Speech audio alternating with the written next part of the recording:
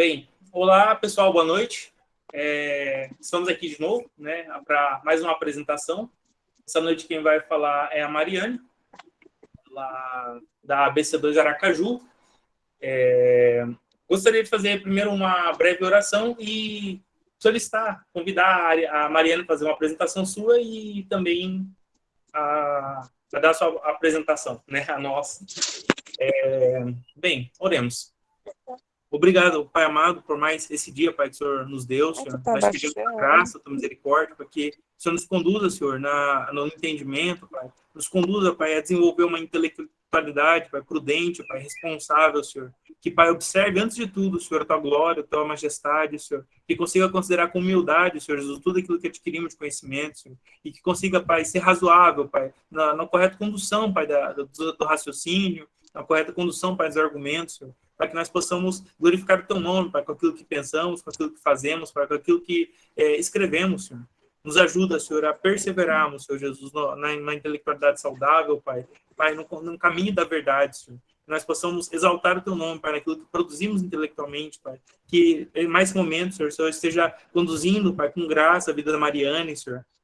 Que ela seja direcionada pelo Senhor, Pai, que esse momento de apresentação, esse momento de estudo, de discussão, Senhor, também nos sirva, Senhor, para glorificar o teu nome, Senhor. Eu te agradeço, Pai, em nome de Jesus. Amém. Amém.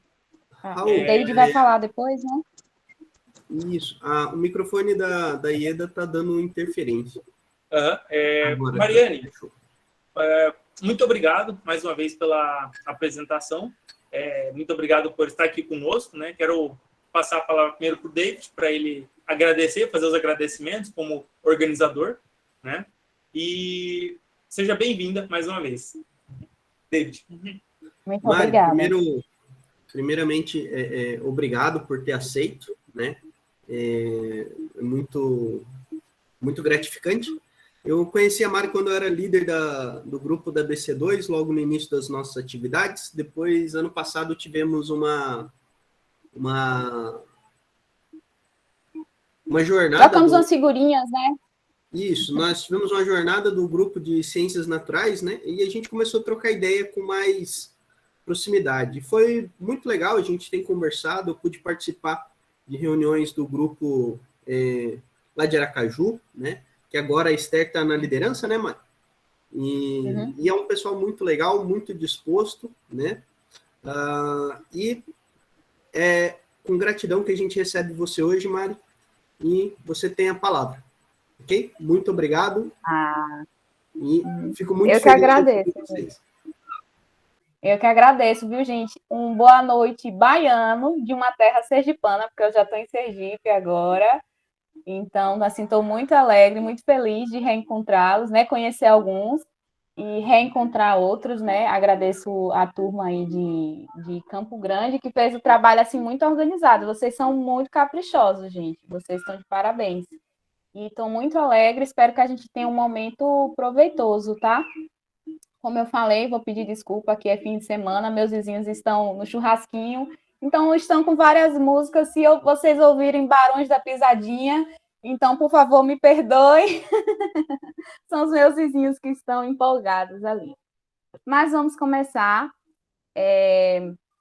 Hoje a gente vai falar um pouquinho sobre a intelectualidade, sobre a perspectiva do Anthony Sertilan, tá? Não vou falar muito sobre mim, só comentar que eu sou pós-graduando em Teologia e Ciências Contemporâneas, da Academia ABC2, junto com a Faculdade Cidade Viva, Internacional Cidade Viva, e eu sou graduanda em Química, trabalhei um pouquinho no laboratório de aplicações nanotecnológicas, faço graduação também em Gestão da Qualidade, e sou membro da Igreja Batista em Augusto Franco, aqui em Aracaju. Durante esse período da graduação, eu trabalhei com degradação de corante, né, para fins ambientais, e tenho meio que trabalhado nessa interface aí de desenvolvimento de materiais para fins ambientais, né. Então, vamos lá, gente.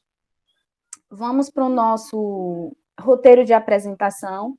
Eu dividi a apresentação em duas partes, tá? Primeiro a gente vai falar um pouquinho da vida e da obra do Anthony Sertilan, não com muitos detalhes, só para a gente ter um pouquinho da noção de quem ele foi, em que período ele viveu, quais contribuições ele trouxe. E na parte B, a gente vai para o espírito, condições e métodos. Já já vocês vão entender porque eu coloquei esse título na parte B, tá? Então vamos lá. Na parte A, a gente vai falar um pouquinho da vida e obra do Sertilan. O Anthony Sertilan, gente, ele foi um filósofo e teólogo francês e foi um padre dominicano, tá? Tá bem baixinho, Ieda? E agora, melhorou? Melhorou o microfone?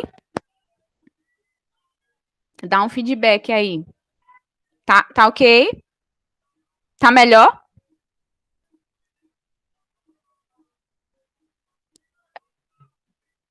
Tá conseguindo ouvir melhor? Esperar ela dar um retorno. Pronto. Então, vou continuar. Qualquer coisa ela comenta no chat.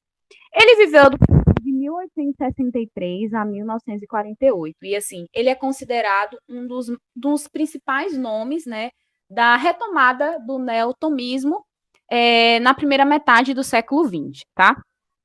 Então, assim, eu trouxe aqui um pouquinho da linha do tempo dele, né? Só com alguns fatos importantes, eu realmente não vou entrar com detalhes. Em 1883, com 20 anos, nesse período, ele ingressa na Ordem dos Dominicanos. Em 1900, ele é nomeado professor de ética do Instituto Católico de Paris. Em 1918, ele é eleito membro da Academia de Ciências Morais e Políticas, e em 1940, aos 85 anos, ele morre de parada cardíaca, tá? Deixa eu ver aqui, estou com o som no ouvido, aí consigo ouvir. Então tá ok, né, Ieda? Aqui são alguns dos livros que foram publicados, né, em português, do Anthony Sertilan. Existem outras obras dele também, tá? Eu só trouxe algumas, só para vocês se situarem, quem sabe se interessar, comprar um livro depois. A gente tem alguns volumes do livro do São Tomás de Aquino, né, do seu estudo. O Mito Moderno da Ciência. A gente também tem aqui o que Jesus via do alto da cruz. Tem esse aqui sobre Jesus, né? Ele é o inefável em que falamos até hoje. Enfim, existem outras obras publicadas em português que vocês podem se interessar em comprar depois, tá? E a principal obra que a gente vai falar hoje, que é de onde eu tirei tirei o estudo, né, que eu vou expor para vocês hoje, é esse livro que é A Vida Intelectual, Seu Espírito, Suas Condições e Seus Métodos. Por isso que eu coloquei a parte B do nosso roteiro com esse nome, que é esse livrinho que eu tenho aqui, tá, gente? Esse aqui ele foi publicado pela editora Realizações, tá? Então, vamos lá para a parte, para o estudo em si, né, o objetivo dessa exposição. Parte B, espírito, condições e métodos. Espírito, condições e métodos de quê, gente? Da vida intelectual, certo? Vamos lá, para o nosso livrinho da noite. Então, ele é um livro, gente, extremamente interessante. Ele tem, assim, uma linguagem bem poética, e, ao mesmo tempo, ele é um livro bem sistemático, tá? Se vocês olharem, assim, no sumário, se vocês olharem no decorrer dos capítulos, ele realmente traz um manual de como a gente pode desenvolver a nossa vida intelectual de forma mais proveitosa, de uma forma mais panorâmica, de uma forma mais ampla, tá? Eu vou trazer para vocês 5 aspectos do livro. Não necessariamente ele vai estar escrito com esses pontos que eu vou apresentar, né? Foram observações que eu fiz no decorrer do livro e tentei sistematizar da forma mais didática possível, tá? Mas não necessariamente vocês vão encontrar com esse tópico, preparação da mente. É só 10%, assim, bem pouquinho do que ele detalha, assim, no decorrer da obra. Então, gente, o primeiro aspecto para que a gente desenvolva uma vida intelectual com mais qualidade, com mais dedicação, é a preparação da mente. Vamos lá, vamos ver um pouquinho do que o Sertilan ele fala no decorrer do livro. Vou botar aqui o laserzinho. Querem os senhores compor uma obra intelectual? Comecem por criar em seu interior uma zona de silêncio, um hábito de recolhimento, uma vontade de despojamento, de desapego, que os deixe inteiramente disponíveis para a obra. O que isso quer dizer, né? Se a gente quer produzir uma obra intelectual, e aí vocês podem pensar no contexto de vocês, né? Aqui pode ter pessoas da graduação, pessoas no mestrado, pode ter pessoas que ainda não ingressaram na universidade, ou que talvez não tenham esse perfil, mas vocês podem pensar obra intelectual dentro da realidade de vocês. É um relatório do PIBIC, um relatório de iniciação científica que eu vou compor, é uma tese de doutorado, é uma dissertação de mestrado. Qual contexto vocês querem compor uma obra intelectual? Vocês querem fazer isso? Se vocês querem, vocês precisam ter métodos, né? Que é a gente criar um ambiente interior de silêncio, a gente ter um hábito de recolhimento, e às vezes vai ser um recolhimento físico mesmo, né? De você estar no seu quarto, estar no seu ambiente de estudo, uma vontade de despojamento, de desapego, que os deixe inteiramente disponíveis para o quê? Para mergulhar na obra que vocês querem compor. E aí, gente, a gente tem um super desafio para mim e certamente para todos que estão inseridos no mundo tecnológico, né? A gente está o tempo inteiro com os nossos olhos ali, ó, piscando, com uma mensagem nova que aparece no WhatsApp, uma mensagem nova que aparece no Telegram, que aparece no Instagram, e isso é um desafio para a gente conseguir fazer o quê? Qual é o nosso primeiro método? Preparar a nossa mente. Então, a gente precisa ter essa disciplina de nos afastar de certas distrações, né? Eu dei um exemplo, que são as redes sociais, e que, lógico, elas são muito importantes, são ferramentas muito úteis, mas que são grandes distrações se a gente quiser compor uma obra intelectual. Então, ó, tem o Twitter, tem o YouTube, tem o Facebook, que pode nos distrair da gente mergulhar por inteiro para compor uma obra intelectual. Gente, essa obra intelectual não necessariamente vai ser vocês colocarem um livro, a Suma Teológica, de 300 mil páginas, não é nada disso, né? A gente pode aplicar isso à nossa realidade, né? Pode ser um estudo bíblico que você está preparando para a escola dominical, pode ser um relatório que você tem que entregar para o seu professor, um artigo que você vai desenvolver. A gente precisa ter essa preparação da mente. E aí, no contexto assim, de ergonomia, existem várias dicas, né, para a gente se ambientar, para a gente conseguir ter uma melhor concentração, para a gente ter uma melhor qualidade nos nossos estudos, né? E aí, algumas coisas a gente ter... às vezes está passando uma mosca, a gente já está se distraindo, né? Mas, assim, uma boa iluminação é importante, uma boa ventilação, a gente ter sempre disponível aqueles materiais que a gente vai precisar, aquele caderno de anotações, um marca-texto, ter uma postura adequada durante os nossos estudos, evitar ruídos, enfim, né? Estou dando aqui só algumas maneiras, né, ergonômicas para a gente preparar a nossa mente, né? E o ambiente físico tem super a ver com a preparação da nossa mente. Inclusive, em um dos capítulos, o Sertilan ele fala até de exercício físico, né? Como isso interfere na nossa vida intelectual, né? Como a gente precisa estar com o nosso corpo preparado. E o ambiente de estudo também influencia demais. Bom, o segundo aspecto que a gente vai tratar é o empenho metódico, né?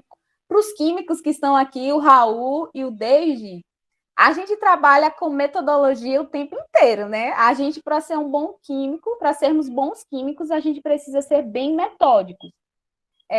A gente precisa seguir certos protocolos semelhantes a uma receita de bolo. E para a gente compor uma obra intelectual, seja ela qual for, tem o Lucas que está aqui, que é da arqueologia, que produz artigos aí. Os demais eu não conheço, não vi ainda. A gente precisa, às vezes, ter um pensamento um pouco mais sistemático. Vamos ver o que o Sextilan fala sobre isso. Ele diz assim, ó, uma vocação não se satisfaz de modo algum com leituras soltas, né? Leituras ali aleatórias e trabalhinhos esparsos, né? Às vezes você pega 10 minutinhos aqui, 10 minutinhos ali e você não consegue o quê? Ter um empenho metódico. Você não preparou sua mente, você não consegue mergulhar na obra. Por quê? Porque às vezes você está lendo assim trabalhos muito soltos e não dá uma continuidade, uma plenitude para aquele trabalho. Então, uma vocação não se faz dessa maneira, não se faz assim. Trata-se de penetração e de continuidade, de empenho metódico, de empenho sistemático, com vistas a uma plenitude que responda ao chamado do Espírito. Que Espírito é esse? O Espírito Santo, e aos recursos que lhe agradou repassar-nos, né? Quais são esses recursos que agradou repassar-nos? Gente, nós somos mordomos. Se nós estamos na universidade, isso não é à toa. Se nós recebemos alguma menção honrosa em algum trabalho que a gente desenvolveu, nós somos mordomos dessas habilidades que nos foram dadas, desses privilégios que nos foram dados e que Deus vai cobrar da gente, né?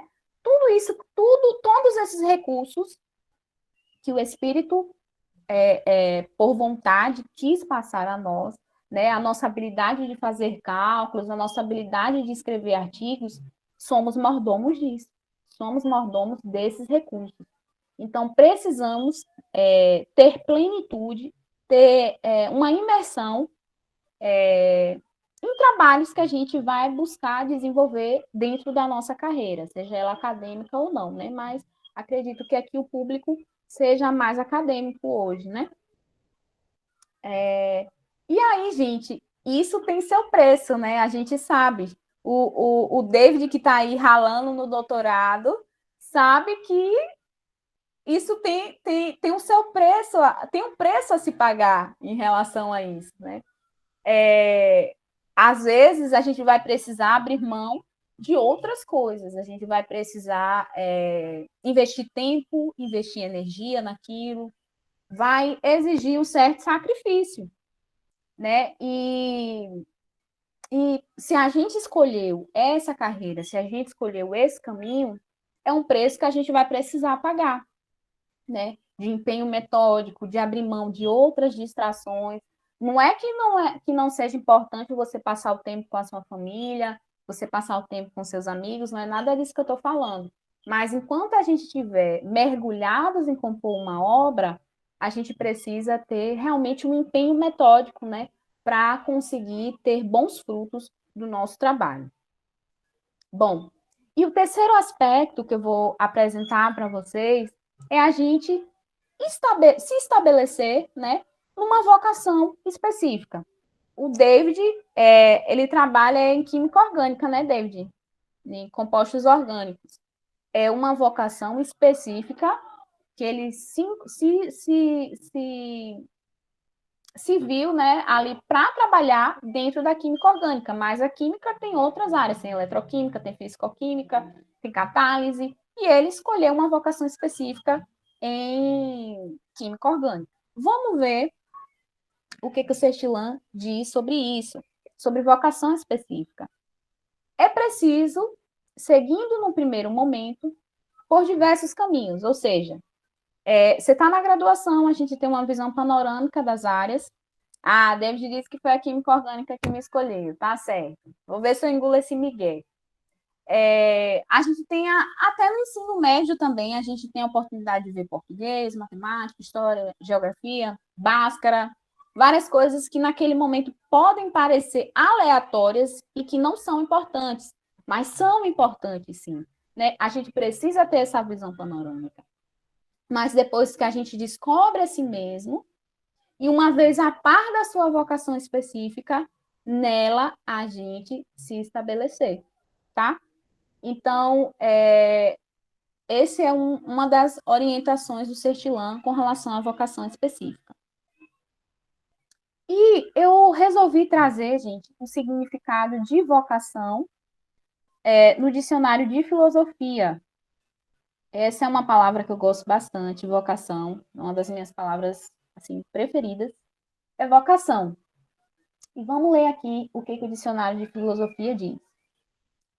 Na origem, um dos conceitos fundamentais do cristianismo paulino, quem for chamado numa vocação, nela permaneça. Né? Está se referindo a uma passagem de Coríntios. A vocação hoje é um conceito pedagógico e significa propensão para qualquer ocupação, profissão ou atividade. É diferente de aptidão. Então, às vezes, David está aí na química orgânica, mas ele está ralando para caramba porque não está entendendo boa parte do que ele está estudando, mas faz parte. Então, a vocação hoje é um conceito pedagógico e significa propensão para uma ocupação, profissão ou atividade. É diferente da aptidão, por ser a atração que o indivíduo sente por determinada forma de atividade, para a qual pode ser ou não apto. Então, o dicionário está fazendo uma diferenciação. Aptidão é diferente de vocação. Às vezes você foi vocacionado para fazer algo, mas você não tem aptidão para fazer aquilo. Mas quem sabe seja uma maneira de Deus te preparar, te capacitar, de você se sentir humilde diante de Deus, para desenvolver sua vocação, certo? O que mais ele diz aqui? A aptidão pode ser controlada objetivamente e a vocação é subjetiva. Aí uma parte assim, que eu achei bem interessante, ele diz aqui, uma vocação pode, portanto, ser também um beco sem saída. Por quê? Porque se a gente for vocacionado para um trabalho, por Deus, pelo Espírito, a gente talvez esteja num beco sem saída, né? Semelhante a Jonas, que tentou fugir da pregação em Nínive e não deu muito certo, né? Ele tentou fugir, não deu certo da vocação. E várias outras passagens que vê que a gente às vezes quer fugir daquilo que fomos chamados para fazer por diversas razões, né, gente? Por medo, por se sentir despreparado, enfim, por se sentir incapaz, né? Mas vocação é aquele chamamento, é aquele chamado, é aquele berufo, é aquela voz que soa ao nosso ouvido, né? Semelhante quando Deus chamou Samuel, né? E no primeiro momento, Samuel ele não conseguiu identificar a voz do Senhor, né? Ele precisou de Eli dizer, o sacerdote dizer, talvez seja o Senhor que esteja te chamando, né? E às vezes a gente precisa entender o nosso berufo, qual é a nossa vocação. E a gente sabe, né, gente, que isso tem um preço a se pagar. Quem está aí na graduação, quem está no mestrado, quem está no doutorado, quem está como professor de escola bíblica, sabe que isso tem, às vezes, desespero, como diz a menininha, né? Porque sabe que isso tem responsabilidade e sabe que isso tem consequências. Se Raul, eu não sei qual é a área de trabalho de Raul, mas vamos supor que Raul trabalhe numa área que envolva bioética, né? Vamos dizer que ele trabalhe numa área ambiental que trabalhe com poluentes orgânicos. Raul, sendo um cristão que se diz verdadeiro, ele pode descartar os seus reagentes, os seus poluentes orgânicos na pia, quando for lavar suas vidrarias, de maneira despretensiosa, não, né? Isso exige uma cobrança, gente. Nós somos mordomos daquilo que fomos vocacionados para fazer. Isso é uma grande responsabilidade. E em diversas áreas, né? Temos uma responsabilidade ética né, para exercer a nossa vocação específica, né? E não fazer com desleixo também, né? De chegar atrasado, de deixar o seu colega na mão, de fazer as coisas de qualquer jeito, né? É uma grande responsabilidade. Será que estou vivendo ou apenas escrevendo palavras em Times New Roman, tamanho 12, né? Será que a nossa vida é somente Lattes? Não, né, gente? Claro que não. Mas como aqui a gente está falando de um contexto mais acadêmico, de um contexto mais intelectual, é claro que a gente precisa seguir todas essas normas, seguir toda essa receita de bolo. Mas que na hora que a gente vai fazer as referências fica ali zangado, porque precisa colocar dentro daquele padrão, mas a gente precisa fazer o trabalho com capricho. E a gente vai para o quarto aspecto, que é dedicação à leitura, tá? Vamos lá entender o que o Sextilão fala sobre leitura. Ele tem um capítulo sobre isso também, viu, gente? Mas aí eu tirei um texto assim que eu achei bem interessante. Aí ele diz aqui, ó, lê-se para ter uma formação, tá?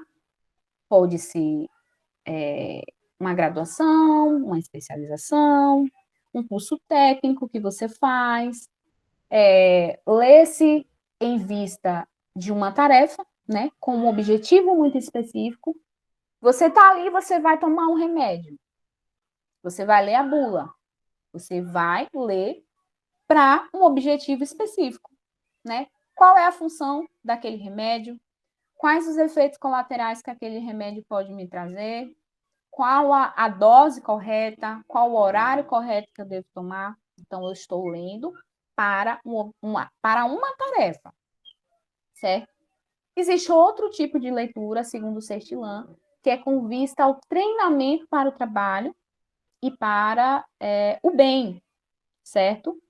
E também lê-se por uma distração. Vamos entender um pouquinho melhor o que ele diz sobre as leituras.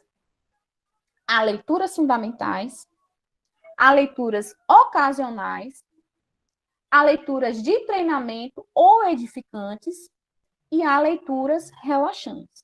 Trouxe alguns exemplos aqui para a gente ver. Vai ter algumas leituras, gente, que como um bom baiano, você vai ler na sua rede, depois do almoço. Não, depois do almoço você vai tirar um cochilo, lógico, né? Porque ninguém é de ferro. Mas você vai ler no seu fim de semana, o seu livro ali, a sua revista, de forma relaxante, né? Você não tem grandes pretensões com aquela leitura. E você precisa reconhecer isso, não tem problema. Você não pode trocar as funções, mas assim, você está lendo ali, é uma leitura relaxante, é algo que é um hobby para você, é uma leitura que ali você está lendo sem grandes preocupações.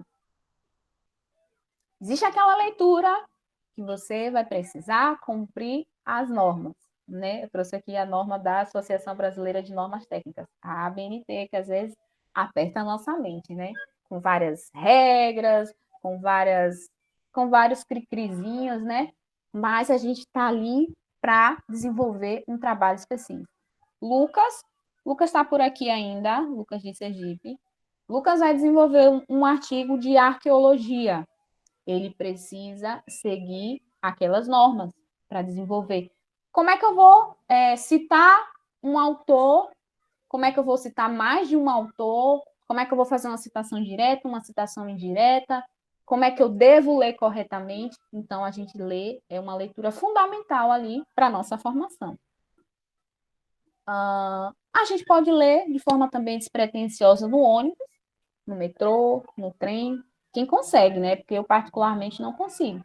É uma leitura, gente, que você não vai conseguir ler livros muito densos estando no ônibus, né? Mas é uma leitura ali despretensiosa. É um tipo de leitura e é um tipo de leitura muito válido. E a gente tem leituras edificantes, né? Que o Sextilã chama de edificantes. A gente tem, por exemplo, leituras devocionais, como o Pão Diário, outros tipos de devocionais, né, que a gente pode fazer diariamente. E agora, gente, a gente vai para a última parte da exposição aqui, que é não a última parte, mas não menos importante, por isso que eu deixei por último, que é para a gente ter uma atençãozinha especial, que é conservar o espírito de oração, tá? Vamos ver um trechinho do livro que ele fala sobre isso. E novamente, Santo Tomás, que diz ao apaixonado pela ciência: não abandones jamais a oração, né? Ele bota aí a expressão em latim e diz: não abandones jamais a oração, né? Somos mordomos dos recursos que o Espírito coube repassarmos, né? Então, a gente precisa estar alinhado com essa vocação específica. A gente precisa saber o que Deus quer de nós. E como é que a gente vai saber? Orando. E aí, gente, para encerrar, a gente vai... Vocês podem estar até cansados, né? Mas a gente vai encerrar com essa oração que eu gosto muito, que é a oração de São Tomás de Aquino para os estudos. Criador inefável, que em meio aos tesouros de vossa sabedoria elegestes 3 hierarquias de anjos e a dispusestes em uma ordem admirável acima dos céus, que dispuseste com tanta beleza as partes do universo. Vós, a quem chamamos a verdadeira fonte de luz e de sabedoria, e o princípio supereminente, dignai-vos derramar sobre as trevas da minha inteligência um raio da vossa clareza. Afastai para longe de mim a dupla obscuridade em que nasci, o pecado e a ignorância. Vós que tornais eloquente a língua das criancinhas, modelai-me a palavra e derramai nos meus lábios a graça da vossa mente, ou da vossa bênção. Dai-me a penetração da inteligência, a faculdade de lembrar-me, ou seja, a memória, o método e a facilidade do estudo, a profundidade na interpretação e uma graça abundante de expressão. Fortificai o meu estudo, dirigi o seu curso, aperfeiçoai o seu fim. Vós, que sois verdadeiro Deus e verdadeiro homem, e que viveis no século dos séculos. Amém. Terminei, gente, a exposição sobre Sextilã, alguns aspectos de Sextilã, e quero agradecer a vocês pela atenção, agradecer os meninos aí mais uma vez pelo convite, por essa parceria de Mato Grosso, gente, Mato Grosso do Sul e Nordeste, né? Bahia, Sergipe, e muito feliz, muito contente. Eu não sei, pelas minhas contas, eu não passei do horário. Eu acho que eu estou dentro do limite. E é isso. Agora eu toco a bola para o Raul ou para o David. Tá certo, muito bom, Mariane. Mais uma vez, obrigado, né, pela sua apresentação. E realmente foi rápida, mas foi envolvente. Foi assim, realmente coisas que fazem parte do nosso cotidiano e, ao mesmo tempo, elas têm um grau de profundidade que, às vezes, não estamos nos atentando, né? Acho que muitos assim, modernos e autores da era medieval também, eles conseguem nos levar com profundeza para certas coisas do cotidiano que, às vezes, a gente não tem essa percepção, né? De que coisas mais triviais, coisas que nós, na verdade, consideramos triviais, elas têm essa profundidade, né? Realmente é sempre maravilhoso isso. Eu acho que é por isso que eu estou me apaixonando por virtudes intelectuais. Eu falei para o Marcelo Cabral que eu realmente... Ele me influenciou aí em direção a virtudes intelectuais. Né? Muito bom. Eu gostava da área e realmente eu tenho me apaixonado por diversas questões em torno disso, né? Muito obrigado. Eu quero convidá-los a abrirem suas câmeras para a gente ter um momento de conversa, né? Eu creio que nos próximos 15, 20 minutos, gostaria de convidá-los para fazermos uma breve discussão, né? Vai ser uma discussão gravada neste momento, mas daqui uns 15 minutos eu vou interromper oficialmente a nossa reunião e depois continuaremos com o nosso diálogo, quem quiser, claro, continuaremos com o nosso diálogo de maneira mais informal, certo? David, pode fazer as honras. Mari, primeiro, gostaria de agradecer novamente, né? Uma mulher retada. Muito... Uma baiana retada, hein? Exatamente. E o que foi legal, eu não sei se o Raul percebeu, né? Mas a ideia, eu acho que ter chamado você, e na hora que a gente começou a pensar sobre isso, né? Eu falei, cara, eu acho que a Mari vai ser perfeita, vai encaixar muito bem nessa fala sobre a parte da intelectualidade. Ontem eu falei um pouco sobre questões mais culturais, ideias, eu fiquei mais no campo do pensamento, né, a necessidade de certos pressupostos. E a sua fala de hoje foi muito prática, e eu acho que elas se complementam o que eu falei ontem, apesar de não ter falado em tempo hábil como você fez, né? Mas eu acho que você foi bem pontual, você trouxe uma noção de praticidade muito, muito relevante, né? Essa questão da organização, essa questão do ambiente, né?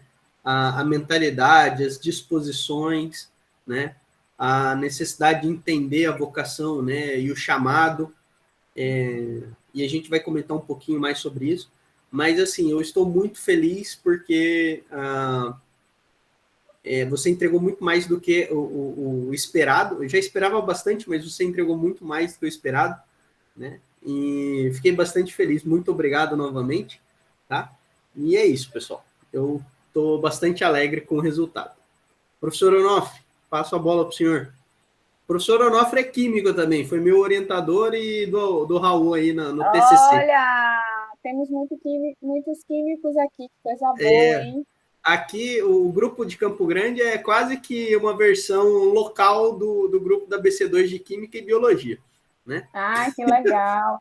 Gente, então tem que tomar um tererê aí com vocês, hein? Vamos fazer esse encontro presencial. Ó, aproveitar que o Raul e a Luciana moram perto do aeroporto, já desce e já fica por lá, entendeu? Isso aí. Acho que tem que fazer esse encontro presencial. Isso Nada de Google Meet mais. Agora a gente tem que fazer, eu tenho que sentir o cheiro do tererê, né, gente? Exato. Eu tô com o meu aqui, calor de 40 graus. Aqui tá quente pra caramba. O senhor agora. Ok. Bom, Mariana, obrigado, em primeiro lugar, porque eu não conhecia esse autor, né? Assim que eu vi a chamada, eu entrei no Kindle, né, e fui buscar, e achei realmente um autor excelente, não o conhecia, e sua apresentação, parabéns pela sua capacidade de síntese, pela sua capacidade de focar o que é importante, parabéns, que Deus continue te abençoando bastante nesse caminho, tá? Eu só queria fazer um pedido para você. Eu já conhecia a prece, né, no Antistudium, né, mas algumas palavras, não no sentido geral, claro, foi alterado, mas algumas palavras foram. Eu não conheço essa versão que você apresentou. Você pode depois me passar, fazendo favor, qual a referência de onde você tirou? Posso sim. Legal? O senhor Muito me obrigado. passa seu e-mail ou WhatsApp? Não, pode ser aqui pelo grupo mesmo. Mari, se você quiser, eu passo o contato do professor Onofre depois. Também, sem problemas. Bacana, vai ser bom a gente alinhar umas coisas aí. Porque é aquela questão, o sentido tá o mesmo, mas a questão de ênfase, né? As palavras às vezes são muito importantes. Sim. Tinha uma outra versão também, que era com o pastor Franklin Ferreira. Eu não sei, eu acho que talvez o David tenha até visto. Tinha uma outra versão que está com alguns termos também, mas eu vou mandar aqui para o senhor, a que eu usei como referência. Até o final da... Muito obrigado, parabéns. Obrigada. Valeu. Mari, eu não sei como que a gente está de tempo aí, mas você teria alguma outra obra literária para indicar, algum outro texto, além do Sertilange, né? E esses que você indicou, mas especificamente sobre a questão da intelectualidade. Eu sei, assim, eu não estou inteirado, o Raul está bem mais inteirado, e ele pode trazer também alguns textos aí, sobre essas questões que a BC2 tem trabalhado bastante, é bastante valoroso isso. Eu penso assim, como professor e como a minha experiência de estudante, né, a nossa maior dificuldade, em termos bastante práticos, não é que nós tenhamos alunos que não têm capacidade cognitiva de aprendizagem, né? Nós temos alunos que não têm a disposição organizacional e a constância, né? Muitas vezes para a atividade intelectual. Para mim, é até hoje um obstáculo bastante grande, porque eu tenho uma mania de fazer muitas coisas ao mesmo tempo, né? E isso às vezes cobra, em alguns aspectos, você não desenvolver com maior profundidade algumas coisas, né? Mas eu acho que uma das grandes dificuldades, eu acho que a escola, inclusive eu li recentemente Aprendendo Inteligência, do Pierluigi Piazza, né? Um professor de cursinho, ele traz algumas reflexões bastante práticas, né? Tem umas posições bastante polêmicas também, mas ele fala justamente sobre a necessidade da gente. O maior dilema seria que nós não sabemos estudar, né?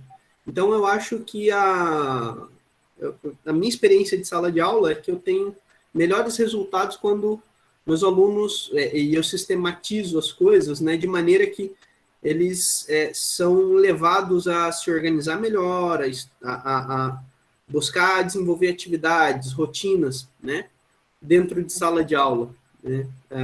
Então, você teria aí algum texto, alguma referência, alguma indicação que pudesse nos ajudar nessa questão mais prática, para além do texto do Sertilange, que é um texto muito prático, né? Além de belo, né? Poético. Assim, é bem poético. Eu gostei bastante assim do estilo da escrita dele. Algumas referências eu já coloquei lá no PDF que o Raul preparou. Então, algumas referências que, inclusive, são do curso da pós-graduação, que a gente também vê na pós de forma assim, bem prática. Tem uma disciplina mesmo que é educação científica e teológica, que é como a gente pode aplicar no ensino remoto, como a gente pode aplicar no ensino presencial. Então, assim, as principais referências, assim, que foram de forma indireta, porque para essa apresentação eu usei o próprio livro, que não deu para esgotar, gente, porque é um livro muito rico, um livro muito bom, super recomendo que vocês comprem um livro físico, mas as referências, David, eu coloquei no PDF, que o Raul preparou o PDF, tá? Então, tem alguns vídeos também do Marcelo Cabral, estão lá. Eu só queria fazer um comentário sobre sua fala, é porque hoje, às vezes, a gente tem a impressão de que ter o terceiro grau é a coisa mais importante do mundo. Ter o ensino superior é a coisa mais importante do mundo e que você vai ser a super pessoa se tiver o terceiro grau, né? Antes de chamar terceiro grau, ensino superior. Eu já vejo um pouco diferente. Eu vejo que algumas pessoas têm um perfil para o empreendedorismo, algumas pessoas têm perfil talvez eclesiástico, mas que às vezes fica batendo ali na tecla do ensino superior. Fica ali, às vezes você tem um perfil mais técnico, você tem, por exemplo, de trabalhar numa mineração, de trabalhar em algo mais mecânico, trabalhar com eletricidade, mas você às vezes quer enganar o seu ego de que o ensino superior é a melhor das coisas. E eu acho que muita gente não descobriu a sua vocação específica. E por isso fica ali, ó, dando murro em ponta de faca, porque acha que tem um perfil acadêmico. E eu acho que nem todos têm um perfil acadêmico. E tá tudo bem, não tem problema. Você vai ser menos importante porque você tem um perfil mais mecânico, porque você talvez tem uma área diferente de aptidão, de habilidades? Não. Mas é importante a gente saber cada macaco está no seu galho. Então, às vezes, muita gente fica repetindo nas disciplinas porque não tem perfil para aquilo, mas acha que precisa convencer a família, que precisa se convencer de que precisa ter um diploma, e nem todo mundo tem esse perfil, né? Porque às vezes é uma carreira muito longa, você fazer um mestrado, você fazer um doutorado, você fazer um concurso, você se dedicar a produzir aulas, preparar provas, tem que ter um perfil. Era só esse comentário que eu ia fazer. Professor Onofre, por favor.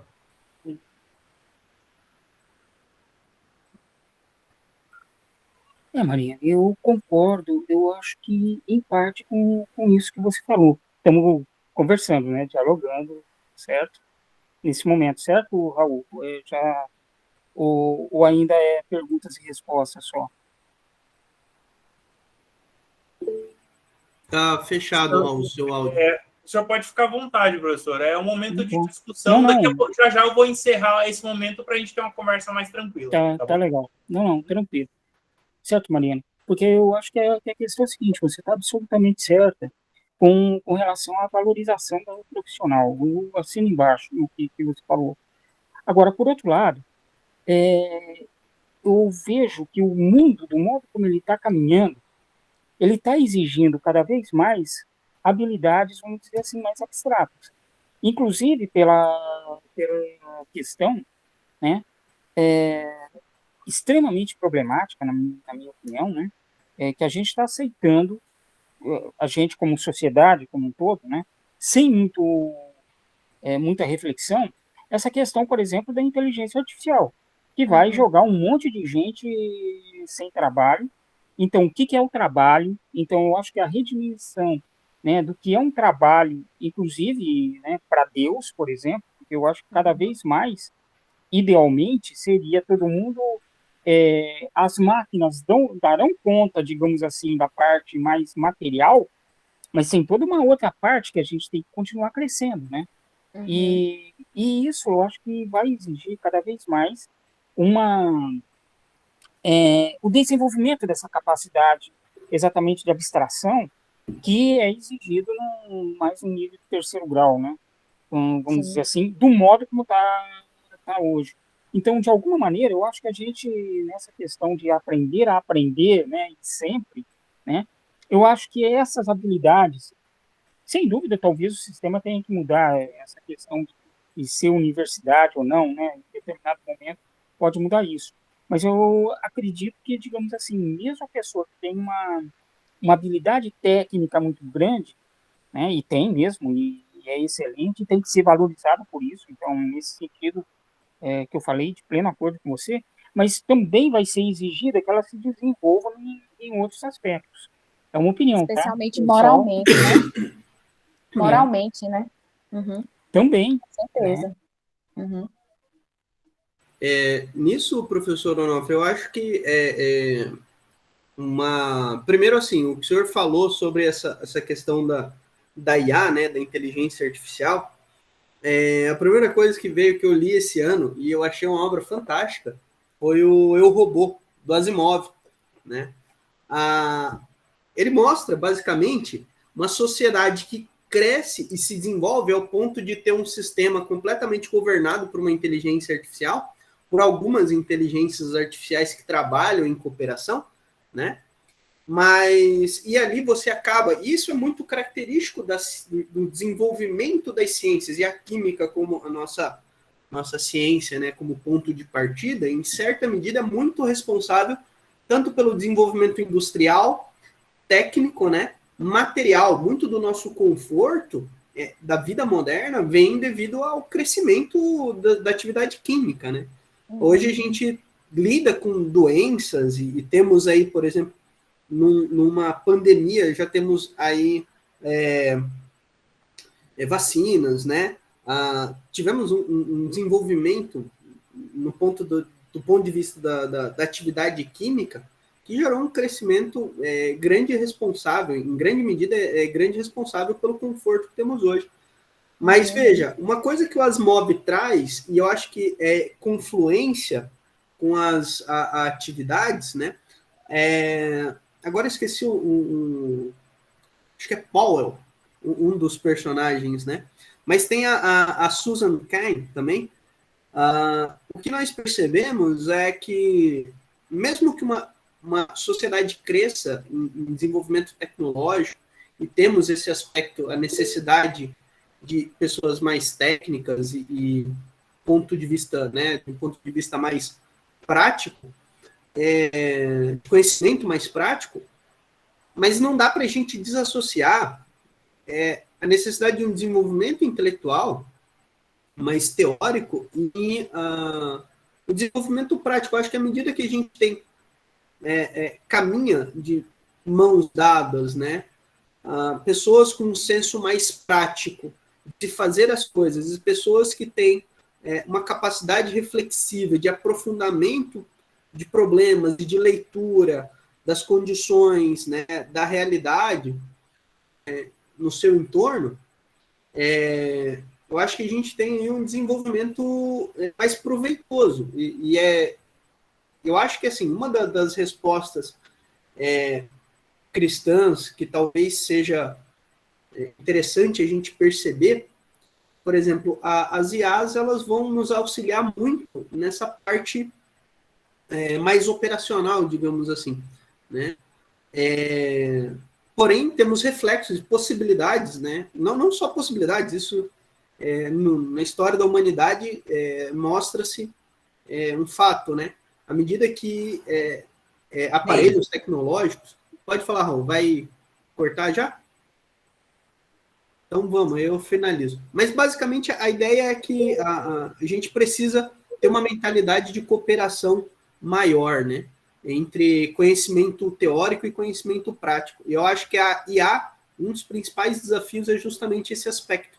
Ela nos auxilia muito na parte operacional, mas a gente precisa ensinar intelectualmente as pessoas a lidarem com elas para também, na prática, aprenderem a lidar. E, obviamente, é um grande desafio aí, e coisas não tão boas podem vir como consequências, mas outras possibilidades podem se abrir também. A situação é um tanto mais ambígua, né? Mas é um problema muito interessante. Pode Tá bom, obrigado. Só para o vídeo não acabar de maneira ininterrupta, assim, ó, ininterrupta não, né? Abrupta. Tá. Bem, gente, eu vou interromper a gravação nesse momento. Quero antes, né, convidar a Marlin, que chegou agora, para continuar conosco, né? Nós vamos interromper a gravação, tipo, oficialmente nós estamos encerrando esse momento, mas nós continuaremos com uma conversa e debates a respeito da vida intelectual após o encerramento da gravação. Quem quiser e puder continuar conosco, será bem-vindo. Exato. Bem? E, Raul, é interessante falar para o pessoal que acabou entrando depois, vai ficar gravado e depois a gente libera o link, tá, pessoal? Exatamente. A reunião foi gravada. Até amanhã nós enviaremos para o YouTube e vocês podem acompanhar no nosso canal os vídeos, né? Tanto de ontem quanto de hoje. Tá bom? No domingo vamos ter uma mesa redonda aí bacana para a gente conversar mais. Isso, exatamente. Eu vou só interromper aqui, só um instante.